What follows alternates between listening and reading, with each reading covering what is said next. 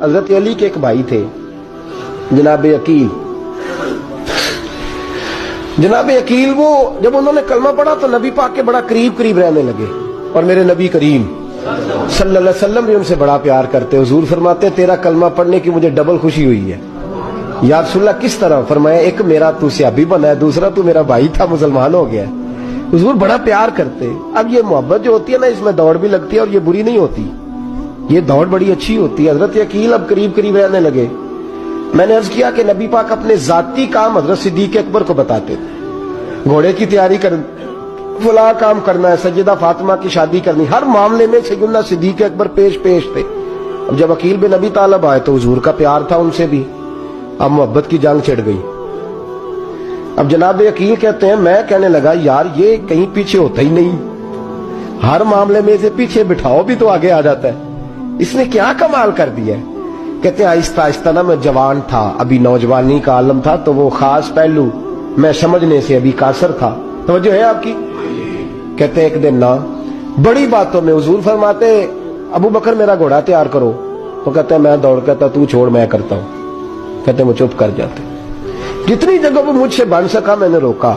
حضرت صدیق اکبر بولے، کہتے ہیں ایک دن نا مسجد کی پہلی صف میں بیٹھا تھا، میں نے پچھلے جمعے بھی کہا تھا اگے ہو بوے جگہ پہلو آئے، یہ حکم ہے نا حدیث میں، پہلے آئے اور آگے بیٹھ جائے، گدنے پھلانگنے سے منع کیا۔ کہتے ہیں ابو بکر صدیق، توجہ ہے آپ کی، ان کی عادت تھی کہ جمعے والے دن مسجد کی صفائی کرتے اور صفائی کر کے سب سے آگے بیٹھ جاتے، بات ذرا میں نے قریب ہو کے سب دی، پاس بیٹھ جاتے۔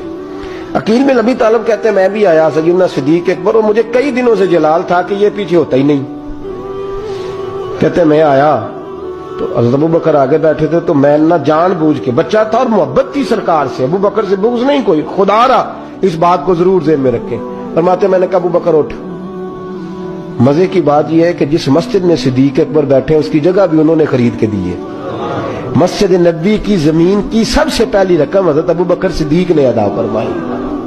اٹھ، کہتے اٹھے، پیچھے چل، توجہ ہے آپ کی، آنکھ کے تو ویکھے کو کسی نے، پاویں مہڑا ہوئے تو پاویں تو چھوٹا بندہ آنکھے تو پھر تو دی خیر ہی نہیں، عمر میں چھوٹا ہو یا مال میں، اٹھ چل پیچھے۔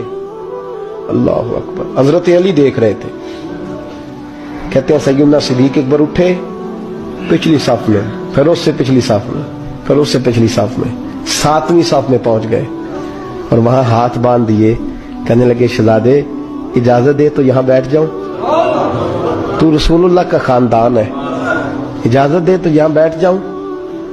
حضرت عقیل کہتے ہیں بیٹھ جاؤ۔ حضرت ابو بکر صدیق چپ کر کے پیچھے سے، وہی کافی ہے، 7ویں صف، شہزادے یہاں بیٹھ جاؤں، میں بیٹھ جا، وہاں بیٹھ گئے، نماز جمعہ پڑھا، سب چلے گئے۔ حضرت علی حضور کی بارگاہ، یا رسول اللہ عقیل کو تو کچھ سمجھائے۔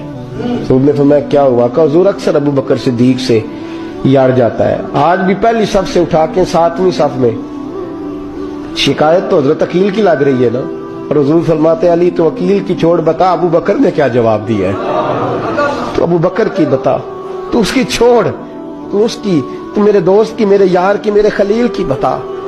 تو حضرت علی رو پڑے، کہنے لگے محبوبہ ابو بکر جیسا درد کہاں سے ڈھونڈ کے لائے،